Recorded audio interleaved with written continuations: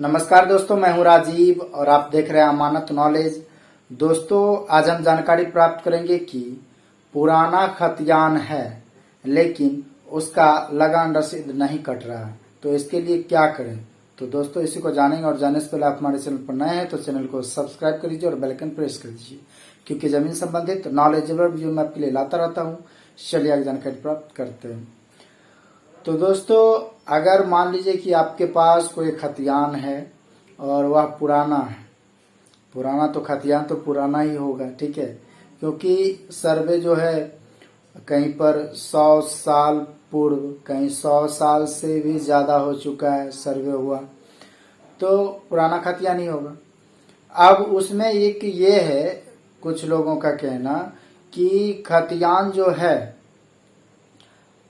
पुराना का मतलब एक ये हो रहा है कि सीएस खतियान जो है, ठीक है, कैडेस्ट्रल सर्वे का खतियान, एक है आरएस, ठीक है, मतलब रिविजनल सर्वे का खतियान।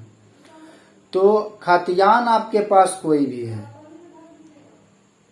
इस बात का आप ध्यान रखें कि आपके पास जो खतियान है उस खतियान का और जिस समय का वो खतियान है उस खतियान का और उसी के हिसाब से, उसी के समय के हिसाब से उस नक्शा का, दोनों की मान्यता अगर है, फील्ड में भी, ऑफिस में भी, कर्मचारी के पास, अंचल में, डिस्ट्रिक्ट में, हर जगह उस खतियान के और उसके मुताबिक जो नक्शा है उसी समय का, वो दोनों की मान्यता है, तो समझिए वो वैलिड है, ठीक है, उसकी मान्यता दी जा रही है और उसी के अनुसार जो है पैमाइश होता है, हर काम होता है, ऑफिस में, फील्ड में, हर जगह, तो उसकी मान्यता है।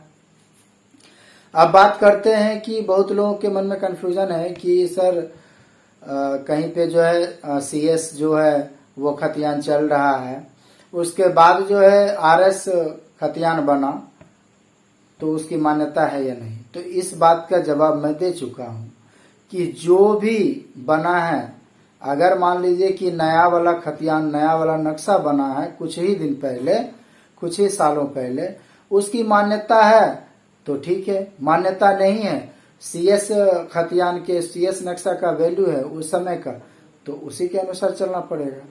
तो ये चीज क्लियर आप समझ गए होंगे, ठीक है, जिसकी मान्यता है उसको हम मान सकते हैं। अब बात आगे करते हैं कि हमारे पास खतियान है और उस खतियान का कोई हमारे पास लगान रसीद नहीं है, नहीं कट रहा है। तो इसके लिए दोस्तों, जब आपके पास खतियान है तो सर्वप्रथम आपको ये देखना है कि किस मौजा का है।